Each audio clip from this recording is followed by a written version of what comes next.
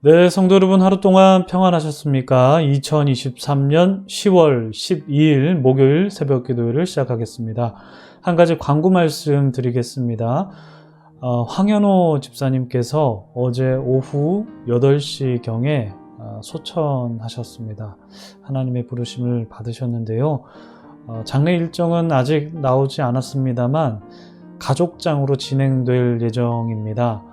그래서 여러분들 우리 황경혜 집사님을 위해서 또 기도해 주시고, 또 장례가 잘 진행될 수 있도록 장례를 위해서도 기도해 주시고, 또 유족들을 위해서 함께 기도해 주시는 여러분들 되시기를 바랍니다. 우리 기도하시면서 새벽 기도회 시작하도록 하겠습니다. 하나님 아버지, 오늘도 우리를 말씀의 자리로 이끄신 주님을 찬양합니다. 말씀이 우리의 호흡이 되어 말씀으로 숨을 쉬며 살아가는 우리가 되게 하여 주시옵소서.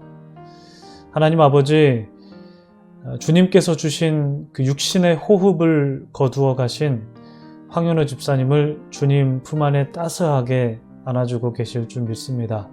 특별히 우리 황경혜 집사님을 주님께서 특별히 기억해 주셔서 남편을 먼저 하나님의 품으로 보내드린 그 먹먹함과 그 슬픔을 우리 주님께서 헤아려 주시기를 소망합니다.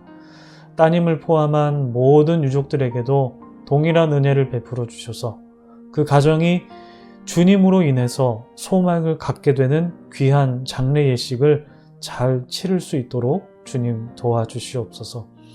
하나님, 오늘도 우리에게 말씀하시는 주님, 우리가 기억하기를 소망합니다. 우리에게 주신 말씀 오늘도 나눌 텐데 주 성령께서 저희와 함께 해주시고 주님의 뜻대로 살아갈 수 있는 우리 모두가 될 수 있도록 주님, 저희 한 사람 한 사람을 다듬어 주시옵소서.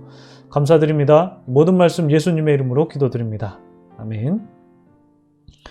오늘 저희에게 주신 하나님의 말씀은요, 민수기 19장 1절부터 22절까지 말씀입니다. 민수기 19장 1절로 22절까지 말씀 봉독해 드립니다.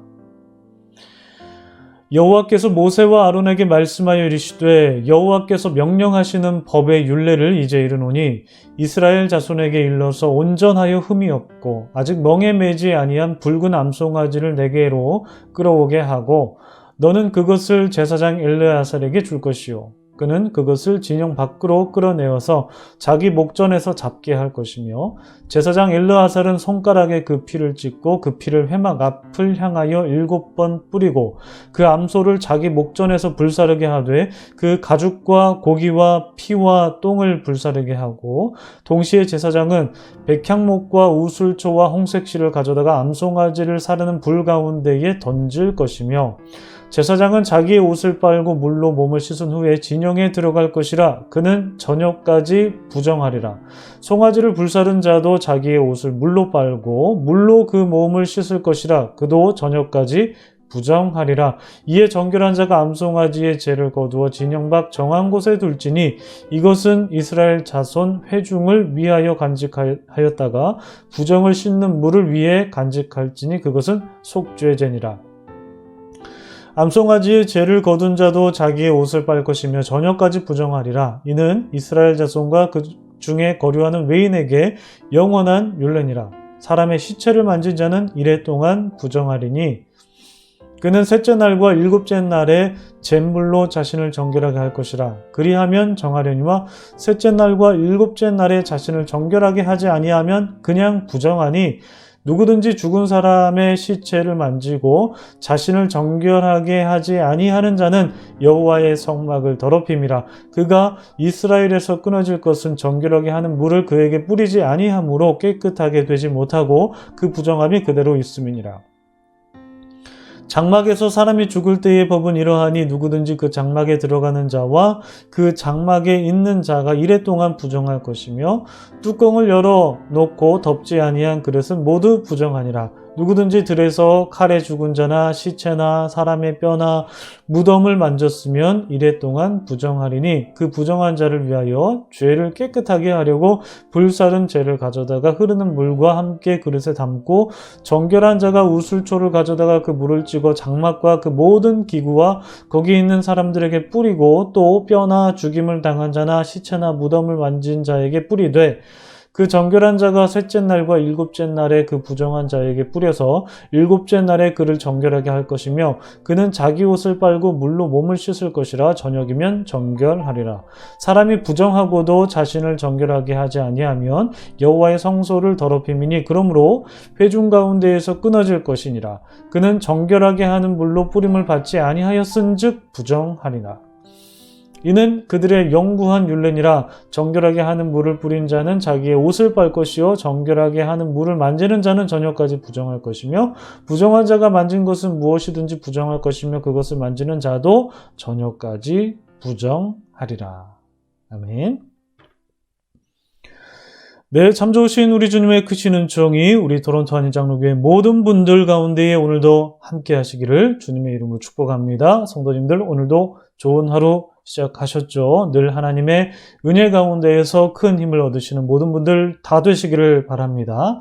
또한 우리 사랑하는 이를 먼저 하나님의 품으로 보내드린 우리 황경혜 집사님을 비롯한 황현호 집사님의 유족들을 위해서도 여러분 계속해서 기도해 주시기를 바랍니다. 네, 말씀 시작하도록 하겠습니다. 오래전에 화두가 된 말이기도 한데요. 한창 웰빙이라는 말이 유행했던 적이 있었죠. 웰빙이 무엇입니까? 잘 사는 거죠. 어떻게 하면 잘 살 수 있을까? 어떻게 하면 웰빙적인 삶을 살 수 있을까? 잘 살 수 있을까를 고민하면서 실천했던 시기가 있습니다. 유행처럼 번졌던 시기가 있었죠. 물론 지금도 마찬가지입니다만 이 웰빙이라는 말은 단순히 밥 굶지 않고 경제적으로 넉넉한 삶을 말한다기보다도 좋은 음식 찾아 먹고 건강한 음식, 유기농 같은 거 그런 음식 찾아 먹고 운동도 하고 문화생활 즐기면서 삶을 여유롭고 아주 기쁘게 사는 것으로 요약할 수 있습니다. 이 웰빙이라는 말 한창 유행하다 싶더니만 그 이후에 나온 말도 있죠. 무엇일까요? 웰다잉이라는 말도 한때 사람들 사이에서 꽤 많이 입에 오르내리곤 했습니다. 웰다잉은 잘 죽는 것이죠. 죽음을 삶의 일부로 받아들이면서 어떻게 죽음을 잘 준비할 수 있을까가 웰다잉이라는 말이 함의하고 있는 삶의 양태라고 볼 수가 있습니다. 현대사회는 그런데요. 고대사회는 어땠을까요? 특별히 성경의 무대인 고대 근동지방에서의 죽음이라는 개념은 오늘날 사람들이 인식하는 것처럼 삶의 일부로 받아들여졌을까요? 물론 죽음도 삶의 일부긴 했습니다. 그들도 그렇게 받아들인 경향이 없지는 않습니다만 그러나 오늘날 웰다잉이라는 말을 사용하는 것처럼 그때 당시 사람들도 죽음을 잘 준비해야 되고 잘 죽어가는 인생을 살아야 된다고 죽음을 인식하지는 않았습니다. 그러니까 학자들에 따르면 고대 근동사회에서의 죽음이라는 것은 하나님의 창조 행위와 반대되는 것으로 인식했다고 합니다. 그래서 죽음을 생명과 반대되는 것으로 이해했습니다. 따라서 이 죽음이라는 것은 인간의 일생 중에서 피할 수 없는 일부이기는 합니다만 이러한 인식보다는 죽음은 생명의 단질 내지는 생물학적인 인간의 최후의 모습 내지는 하나님께서 주신 생명으로부터의 단절되는 심판의 이미지도 있었다고 학자들은 말합니다. 그렇습니다. 우리가 구약 성경을 보면요. 구약 성경에는 죽음 이후에 천국을 간다는 이미지보다도 이 죽음이라는 것을 스올로 떨어지게 된다는 개념으로 나오는 게 상대적으로 더 많습니다. 물론 구약 성경에서 천국에 대한 이미지를 아예 찾아볼 수 없다 이런 것은 아닙니다만 존재합니다만 다만 이 죽음이라는 개념을 놓고 본다면 영생에 대한 것보다도 심판에 대한 이미지가 지배적이라는 것이죠. 물론 신약 성경에서는 이 영생에 대한 이미지가 굉장히 많이 나옵니다. 즉, 이 구약 성경에서 죽음이라는 것은 하나님의 창조에 반대되는 상태, 그리고 생물학적 기능의 중지, 내지는 하나님의 심판이라는 부정적인 이미지가 강했습니다. 그렇기 때문에 오늘 말씀을 보시면 이 시체를 만진 자들은 부정하다라고 선포되어 있습니다. 시체가 부정하기 때문에 죽음이라는 것이 부정하기 때문에 그 시체를 만진 자도 역시 부정하다는 것이죠. 11절부터 이어지는 말씀은 시체에 접촉한 자는 정결하게 되어야 한다라는 명령으로 되어 있습니다. 14절서부터는 장막에서 사람이 죽었을 때 혹은 들에서 사람이 죽었을 때 그 시체를 접촉하지 말아야 되고 혹은 시체를 접촉하지 않았어도 그 장막 안에 있는 것만으로도 사람이 부정해졌고 사물까지도 부정하게 되었기 때문에 반드시 정결 예식을 거쳐야만 했습니다. 이들이 정결하게 될 수 있는 방법은 19장 1절서부터 10절까지 나오는 붉은 암송아지의 재를 통해서 이들이 정결하게 될 수가 있는데, 이 붉은 암송아지 재를 만드는 방법은 성경을 보시면 여러분 상세히 보실 수 있습니다. 그렇지만 간단히 지금 요약을 해드리면 모세와 아론이 아직 멍에를 매지 않은 붉은 암송아지를 끌어다가 아론의 아들인 제사장 엘르아살이 그 소를 잡습니다. 그리고 엘르아살은 그 송아지의 피를 찢고 회막 앞에 7번 뿌리고 그 송아지와 고기, 피, 똥 모든 것을 한꺼번에 다 태우고 그 태울 때 백향목과 우슬초와 홍색실도 같이 태워서 재를 만듭니다.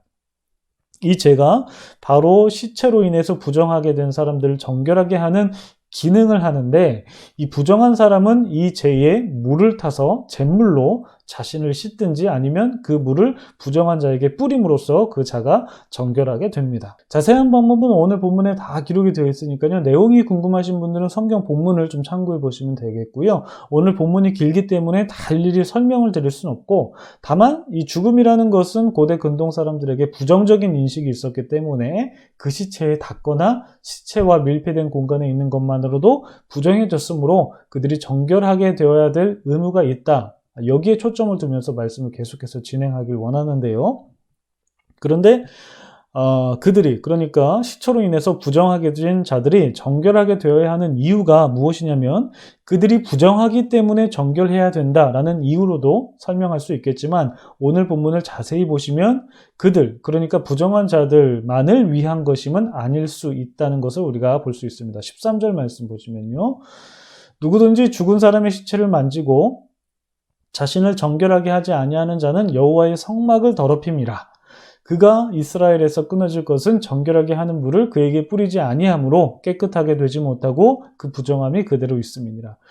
그러니까 부정한 자들을 정결하게 하기 위함은 그들 자체, 그들을 정결하게 만들기 위함이기도 했지만 본문을 보시면 여호와의 성막을 더럽히지 않기 위함이다 라는 차원에서 말씀하고 있습니다. 다시 말해서 하나님께서 거하시는 장소인 그 성막을 거룩하게 보존하기 위해서 부정한 자들을 정결하게 만들어야 됐다는 거죠.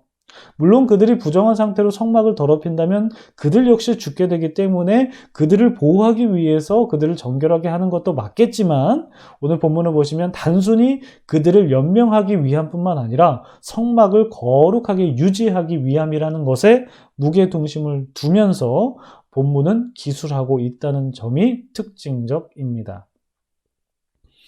게다가 이 비슷한 내용이 20절에도 한 번 더 반복되고 있습니다. 여러분 한번 찾아보시면 내용이 비슷하거든요. 13절하고 비슷합니다. 이렇게 부정한 자가 무언가에 접촉하면, 성소에 접촉하면 혹은 사람에게 접촉하면 그것도, 성소도 혹은 사람도 부정하게 될 수 있다는 점에서 그 부정의 전염을 우리는 생각해 볼 수도 있어요. 부정의 전염. 부정이 전염된다는 것은 그 부정이 타인에게도 혹은 사물에게도 옮겨질 수 있다는 것인데, 그 부정을 정결하게 해야 하는 또 다른 이유는 나 외에 다른 사람들을 위해서 내가 정결하게 되어야 한다는 것임을 의미하기도 합니다.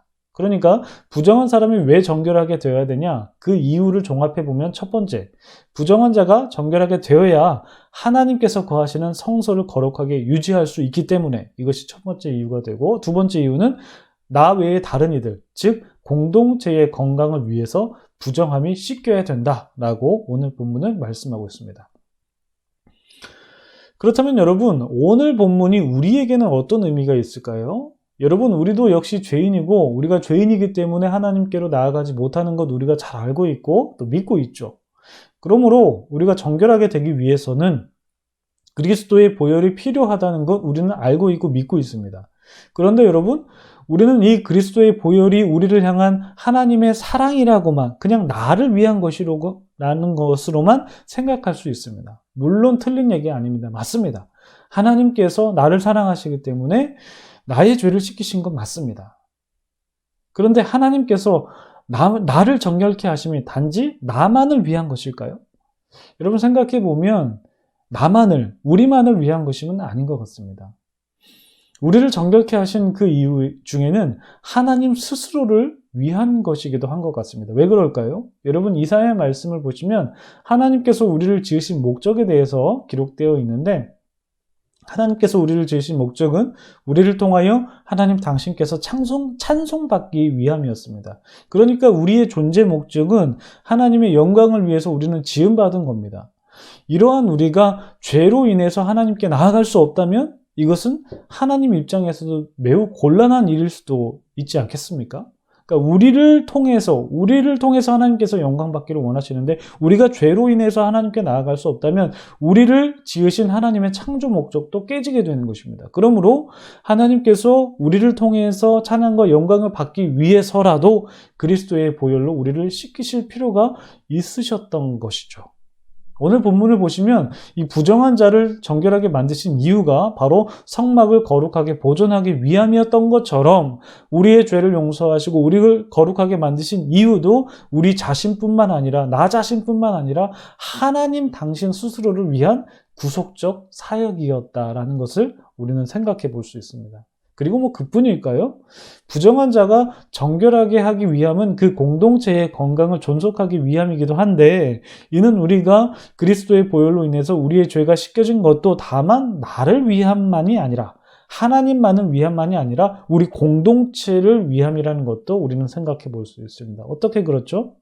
내가 그리스도의 보혈의 공로를 힘입어서 그리스도를 닮아가는 삶을 살아가게 되는데, 이것은 순전히 나를 위한 삶으로서 사는 것이 아니라 남을 위해서, 타인을 위해서 살아가는 이타적인 모습으로 살아가게 되기 때문입니다.